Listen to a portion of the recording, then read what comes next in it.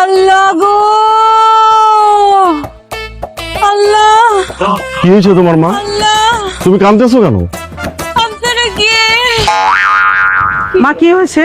আপনারা কি? আমরা এই যে এই বাসায় মানে ওই রেহানদের বাসায় আসছি। আর কি বলবো দুঃখের কথা, এই ছেলেটার সঙ্গে আমার 3 বছরের সম্পর্ক।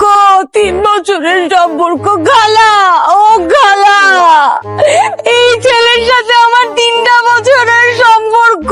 আমি ছেলের বাচ্চার মা হতে চলছি। আমাকে রেহান বলেছিল রেহানের নাকি বিয়ে একটা ফকিন্নি ফ্যামিলির সাথে। ফকিন্নি ফ্যামিলি, একটা দজ্জাল শাশুড়ি, একটা কাঠটার শ্বশুর তাদেরকে দেখতে আসবে। একটা মেয়ের সঙ্গে বলে আজকে বিয়ে হবে। আমি কোথায় যাব খালা?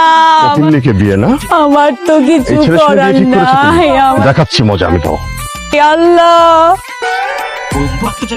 ওয়ালাইকুম আসসালাম। শোনেন, আমরা একটা জরুরি কাজে আজকে আটকা পড়েছি। আমরা আজকে আসতে পারবো না, আমরা পরে একদিন আসবো।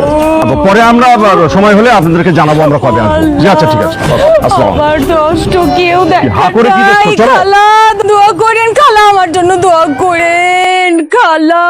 আল্লাহ তুমি আমার বাচ্চার দিকে একটু তাকাও রে, বাচ্চার দিকে একটু তাকাও। আল্লাহ আল্লাহ, আমার এখন কি হবে?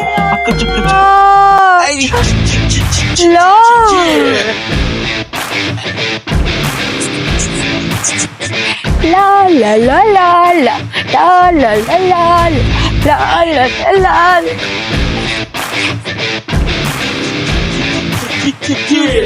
তোমার মাথা সোজা কর, তো টিট করে দিবে, বলবে যে তুই মাথা ফেলে দিয়েছিস, তুই একটা পুরুষ মানুষ, মাথা সোজা কর।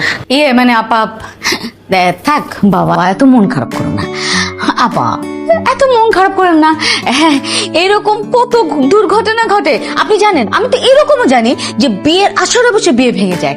আর এটা তো মাত্র দেখতে এসেছিল বলেন। হ্যাঁ, এটা নিয়ে আপনি একদম মন খারাপ করেন আপা। দেখেন ভবিষ্যতে রেহানের জন্য অনেক ভালো ফ্যামিলি থেকে প্রপোজাল আসে। অবশ্যই আসবে, অবশ্যই। এই যে একটু মন খারাপ করছি না, দাঁত কেলিয়ে আসছে, এই যে দাঁত বেকার। আচ্ছা, আমার রেহানের বিয়ে ভেঙেছে এই খবরটা আমরা কাউকে বলিনি, কারণ আমরা মোটেই দুঃখিত না। আপনি জানলেন কোত্থেকে বলেন?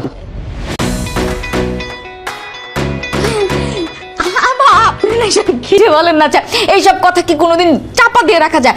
বাতাসে ছড়িয়ে যায়। সেই বাতাসটা আপনার কানের ভিতরে ঢুকে গেছে বুঝি। বলি তো আস্তে আস্তে দেখবেন পুরো পাড়া জেনে যাবে। যেটা জন্য এসেছি সেটা একটু বলে নেই আপা। আমার